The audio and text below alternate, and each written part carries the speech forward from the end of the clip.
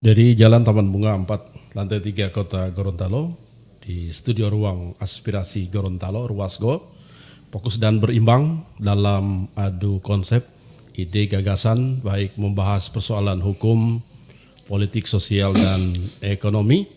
Di studio kami di malam hari ini telah hadir salah seorang dosen ya, atau dekan fakultas di salah satu universitas di. Saya bukan dekan lagi. Oh, dosen ya? Belum, ya dosen. Oh, dosen ya, dosen di salah satu kampus ternama di Gorontalo yang kami sebut UNG ya, Universitas Negeri Gorontalo.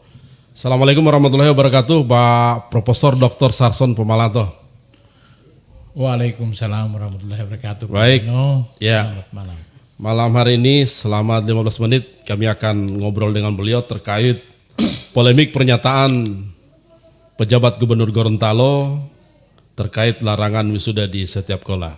Tentunya ini Pak Prof, di kalangan masyarakat setelah Pak pejabat Gubernur mengeluarkan pernyataan bahwa ada larangan, tentunya ini jadi satu pertanyaan bahwa di sebelum pernyataan Pak pejabat Gubernur ini di semua sekolah di 6 kabupaten kota itu sudah melakukan wisuda.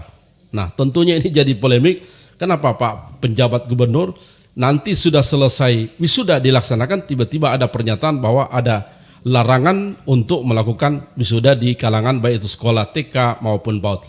Mungkin ke depan 15 menit kami persilakan Pak Prof untuk menanggapi pernyataan Pak penjabat Gubernur Gorontalo. Iya. Terima kasih Pak Deno. Ya. Assalamualaikum warahmatullahi wabarakatuh. Waalaikumsalam warahmatullahi wabarakatuh. Masyarakat Gorontalo.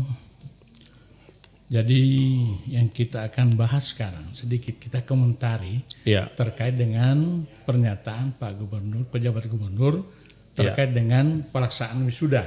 Iya. Kenapa dia nanti sekarang dimasalahkan? Iya. Tentu saja ada prolognya sebelumnya. Iya. Peristiwa-peristiwa yang kadang-kadang begini.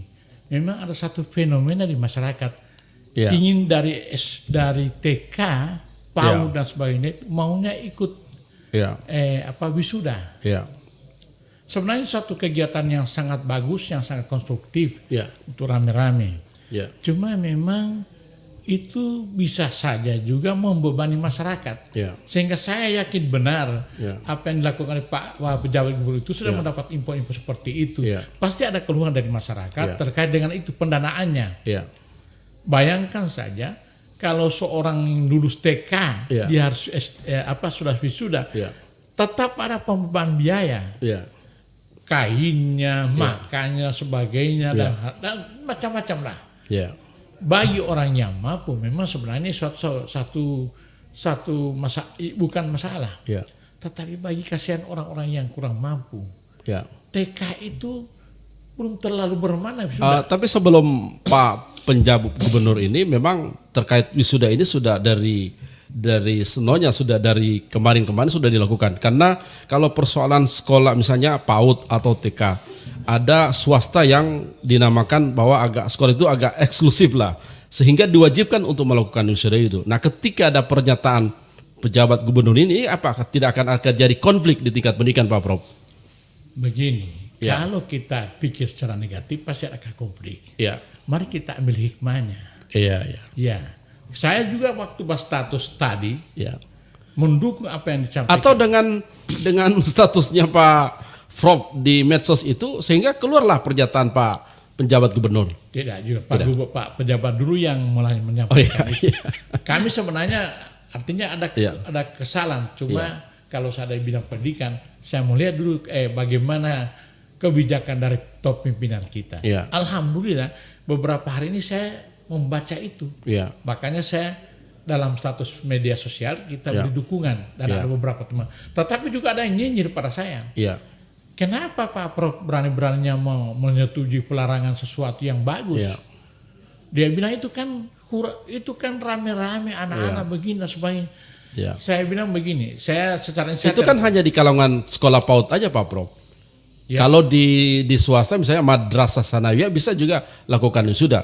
Kalau misalnya di kalangan SMA di Cendekia juga dilakukan wisuda. Jadi ini imbasnya bukan cuma saya di PAUD, akan berimbas ke sekolah-sekolah swasta. Nah ini pandangan Pak Prof terkait itu seperti apa? Buat saya budaya ini sebenarnya budaya bagus, tapi perlu dikurangi atau bahkan dihilangkan. Kenapa? Kita dari segi biaya itu yang penting. Kalau cuma mau rame-rame, kalau dulu kita Pak, waktu saya SD, SMP, kalau pelulusan itu kita pergi ke satu tempat wisata. Misalnya dulu saya karena saya orang Tenggara, orang Talaga sana, kita rame-rame ke Bak Petanga. Bak Petanga, Sana rame-rame kita mandi, bawa makanan sampai jalan kaki. Dulu belum ada mobil-mobilan, kita jalan kaki dan itu enak. Dan satu kegiatan yang positif buat saya. Kita rame-rame tetap memang ini, tapi bawa makanannya. Makan apa saja lah, tapi setidaknya kalau sudah makan begitu itu biasanya demam makanan yang bagus-bagus juga ya Pak. Saya giring ke itu Pak Prof. Saya khawatir bahwa ketika misalnya dipermalkan ini terkait pernyataan Pak Gubernur, akan jadi konflik nggak di tingkat masyarakat terkait larangan wisuda ini? Begini, soal perbedaan pendapat, pro kontra itu biasa. Cuma kita mengambil hikmahnya itu. Saya lebih kenapa saya sebagai seorang pendidik menyetujui itu?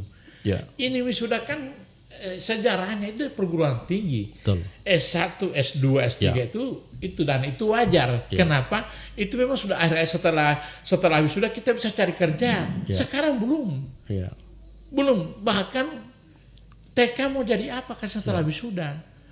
Kalau kita wisuda dari S1 dulu, kita bangganya luar biasa sekaligus malu dia mau tapu kan, malu artinya untuk ekonominya. Tapi ini TK tetap bebannya pada orang tua. Tentunya nih Pak Prof, di TK atau FAUD kemudian ada juga yayasan yang nuansanya pendidikan itulah taman pengajian. Nah ketika dia misalnya dari Ikra 1 kemudian selesai, sebelum dia masuk ke JUS 1, ini akan ada wisuda juga Prof. Nah apakah berimbas ke taman pengajian Pak Prof? Itulah fenomena yang terjadi masyarakat. Setiap kali pelulusan penamatan sebanyak ada wisuda.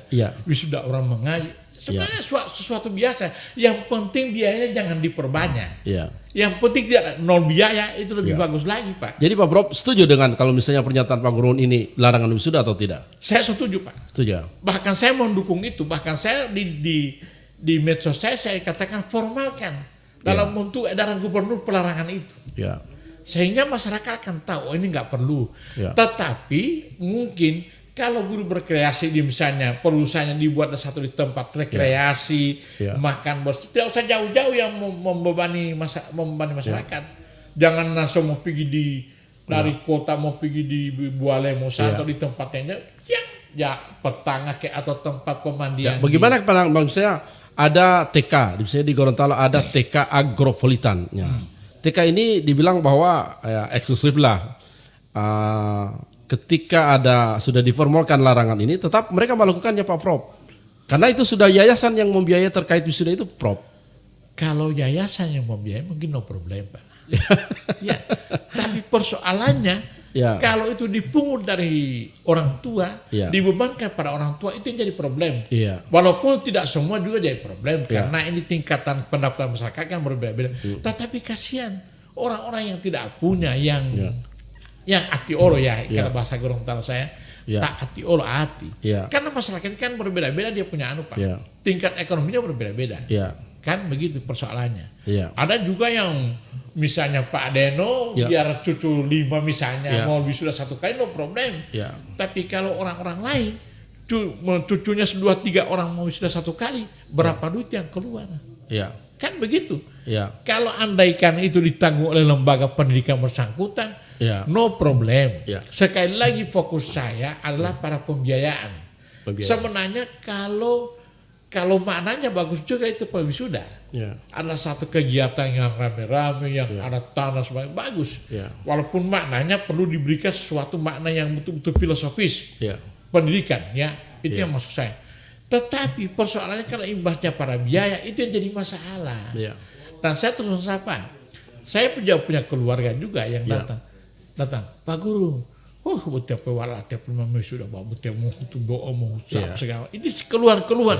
Nah kita itu kan saya tidak mengatakan kepada Palma tidak. Cuma dalam hati saya berbicara atau dia mau susah dia mau betul sudah betul.